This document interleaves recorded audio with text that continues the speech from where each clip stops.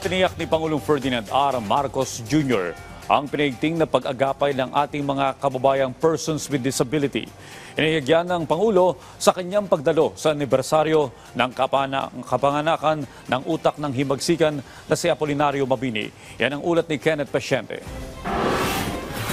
Nakiisa si Pangulong Ferdinand R. Marcos Jr. sa paggunita ng ika-160 anibersaryo ng kapanganakan ng utak ng himagsikan na si Apolinario Mabini. Pinangunahan ng Pangulo ang pag-aalay ng bulaklak sa bantayog ni Mabini sa Tanawan City sa Batangas. Kasabay ang pagbibigay diin sa naging ambag nito sa tinatamasang kalayaan ng Pilipinas. Ipinunto ng Pangulo na sa kabila ng kapansanan, hindi ito naging hadlang para kay Mabini na ipaglaban ng bansa. Patunay anya rito ang ilang akda ni Mabini na nagsilbing gabay ng mga makabayan at revolusyonaryong Pilipino. Ang kalagayan niya, ang siyang nagbigay lakas sa kanya na gamitin ang talas ng kanyang isip bilang sandata laban sa kawalang katarungan, pang-aabuso at pang-aapi sa mga kapwa Pilipino.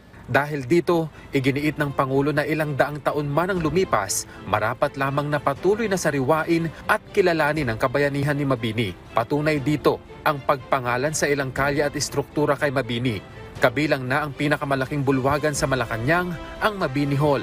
Hinimok naman ng punong ehekutibo ang mga kabataang Pilipino na gawing inspirasyon si Mabini para magpunyagi sa buhay.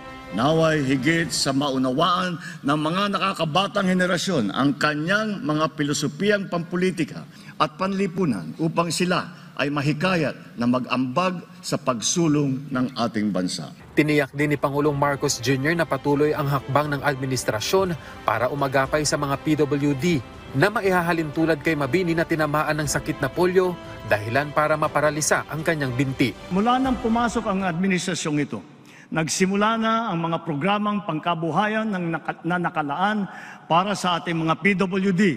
Sa susunod na taon, ilulunsad naman ng PhilHealth ang benepisyo nito para sa mga batang may kapansanan.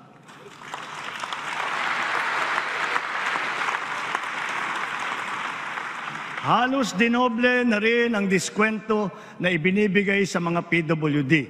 Nag-ikot naman ang Pangulo sa museo ni Mabini kung saan tampok ang kanyang buhay, maging ang kanyang mga personal na memorabilia. Kenneth Pasyente, para sa Pambansang TV, sa Bagong Pilipinas.